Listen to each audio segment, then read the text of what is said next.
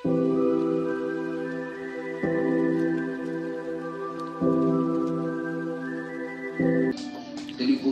મિત્રો, સતલોક ટીવી ગુજરાતમાં તમારું સ્વાગત છે। આજે અમારી ટીમ પહોંચી છે બનાસકાંઠા જિલ્લાના ડીસા તાલુકાના નવા ગામમાં। અહીંયા સંત રામપાલજી મહારાજજીનો સત્સંગ રાખેલો છે। સંત રામપાલજી મહારાજજીના સાનિધ્યમાં એક દિવસીય સત્સંગનું આયોજન કરેલું છે। તો અહીંયા સત્સંગ પણ ચાલી રહ્યો છે અને પુસ્તકોનું પણ વિતરણ કરી રહ્યા છે। તો સંત રામપાલજી મહારાજજીના જે મુખ્ય ઉદ્દેશ્ય શું છે એની પણ આપણે જાણકારી લઈશું। તેમના શ્રદ્ધાળુઓ પણ આવ્યા છે, કેટલા દૂરથી આવ્યા છે તો એ વિશે પણ આપણે જાણકારી લઈશું અને સંત રામપાલજી મહારાજજીનો શું ઉદ્દેશ્ય છે એમની પણ જાણકારી આપણે લઈશું। નમસ્કાર સર। સત સાહેબ, ક્યાંથી આવ્યા છો? ગામના જ છીએ। શું છે ગામનું નામ? ગામનું નવા। તમારું નામ શું છે? પારજીદાસ। અહીંયા સંત રામપાલજી મહારાજજીનો તમે સત્સંગ સાંભળવા આવ્યા છો, તો જે સંત રામપાલજી મહારાજજીના તમે શિષ્ય પણ છો, તો જે સંત રામપાલજી મહારાજજીનો મુખ્ય ઉદ્દેશ્ય શું છે? પરમાત્માનો મુખ્ય ઉદ્દેશ તો એ છે કે આ જે આખા આપણા જેટલા માનવ સમાજમાં જે બદીઓ પડી છે, જેવી કે કોઈ વ્યસન મુક્ત દારૂ છે, તંબાકુ છે, ગુટખા છે, જે બદીઓ પડી છે એને મુક્ત કરવા માટે, આ જીવને આમાંથી મુક્ત કરવા માટે ગુરુજીનો ખૂબ પ્રયાસ ચાલુ છે। અને ગુરુજીનો ઉદ્દેશ એ છે કે ભારત નશા મુક્ત બને, ભારતમાં સર્વ બાળકો સંસ્કારિક બને, પરમાત્મા બધાને સર્વ સુખ આપે, એમ પરમાત્માનો એવો ઉદ્દેશ્ય છે।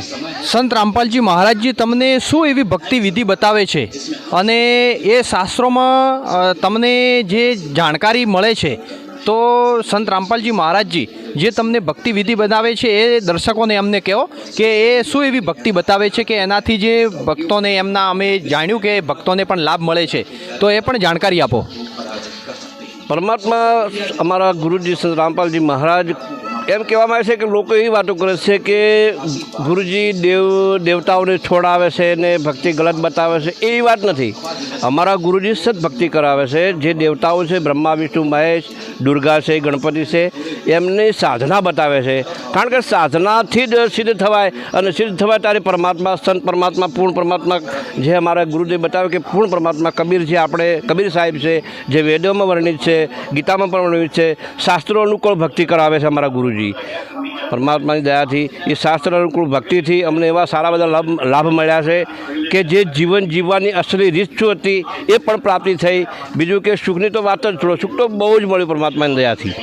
તો આપણે જાણીએ કે તેમના દર્શકોને પૂછીએ કે રામ અને આદિરામમાં શું ફરક છે, તો એમના વિશે પણ આપણે પૂછીશું। નમસ્કાર સર। સત સાહેબ, તો જે આ રામ અને આદિરામમાં શું ફરક છે? સત સાહેબ, ભગતજી, રામ અને આદિરામમાં આજના જે સંતો, ભક્તો, મંતો, જે ધર્મગુરુઓ છે, એમણે 4 રામનું વર્ણન કરેલું છે। લગભગ 99.99% જગતના જેટલા પણ અન્ય જગતના લોકો એ દશરથના ઘરે જે રામ જન્મેલા એમને જાણે છે। જે પૂર્ણ પરમાત્મા, જેને આધ્યાત્મિક જ્ઞાન કહેવાય, એ આધ્યાત્મિક જ્ઞાન વડે જે પૂર્ણ પરમાત્મા, જે 5મા રામ, જે વેદોમાં વર્ણિત છે, જેને વેદ એમ કહે છે કબીર ભગવાન, એ વેદ વર્ણિત કરે છે। એ વેદોમાં વર્ણિત છે કે 5મા રામ પૂર્ણ પરમાત્મા કબીર ભગવાન છે। એ અમારા સદગુરુ રામપાલજી નક્કી કરી બતાવ્યું, 4 વેદ ખોલીને બતાવ્યું, શાસ્ત્ર અનુકૂળ ભક્તિ બતાવી। ગીતા પણ કહે છે કે હે અર્જુન, જો આધ્યાત્મિક આ જ્ઞાન જાણવું હોય તો તારે એવા તત્વદર્શી સંતના જોડે જવું પડશે, અને તત્વદર્શી સંત તને આ જે 5મા રામનું જ્ઞાન તને બતાવશે। બાકી મારી જોડે તો જે હું જાણતો હતો એ તને હું કહી ચૂક્યો। અર્જુનને જે કૃષ્ણએ ઓનલી ફોર એને જેમને જેટલું જાણતા હતા એટલું જ જ્ઞાન બતાવ્યું। બાકી એનાથી જે વધારાનું આધ્યાત્મિક જ્ઞાન હતું એ એમને ઇશારો કર્યો કે તું કોઈ એવા તત્વદર્શી સંતના શરણે જા। એ સંત તુજે એ આત્મ કલ્યાણ કરવા માટે એવા પરમ પૂર્ણ પરમાત્મા કબીરદેવની ભક્તિ તને બતાવશે। સત સાહેબ, તો એમાં જે તમને સંત રામપાલજી મહારાજ સત્સંગના માધ્યમથી જે બતાવે છે, તો જે આદિરામ છે એ કબીર સાહેબ છે, તો એમાં તમને શું લાભ મળે છે જે આ ભક્તિ કરવાથી? સાચી વાત તો એવી છે કે આજ સુધી આ જગતના આપણને પણ ખબર નથી કે ભાઈ આદિરામ કોણ છે ને કોણ છે, ભગવાન ને શું છે. આપણે તો દેવી દેવતાઓ ફસાયેલા હતા.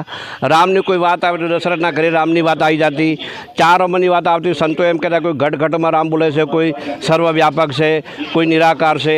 આવી બધી સંતોની વાણીઓ સાંભળ્યું, પણ સદગુરુ સંત રામપાલજીના શરણમાં જવાથી નિશ્ચય નક્કી થયું કે આદિરામ જે પૂર્ણ પરમાત્મા કબીરદેવ છે એ વેદ અનુસાર વેદમાં વર્ણિત એ વેદ ખોલીને બતાવ્યું પરમાત્માએ અમારા ગુરુ સંત રામપાલજી મહારાજજીએ કે જો વેદોમાં આ પરમાત્મા વર્ણવેલો છે અને આપણે કયા પરમાત્માની ભક્તિ કરીએ છીએ. સત સાહેબ, થેન્ક યુ સર. સત તો અમે સાહેબ. પહોંચી ગયા છે સત્સંગ સ્થળ ઉપર. સંત રામપાલજી મહારાજજીનો સત્સંગ પ્રોજેક્ટરના માધ્યમથી સંત રામપાલજી મહારાજ સત્સંગ કરી રહ્યા છે, તો તેમના શ્રદ્ધાળુઓ અને જગતના માણસો પણ સાંભળી રહ્યા છે સત્સંગ. આવી રીતે જોતા રહો દર્શકો, સતલોક ટીવી ગુજરાત.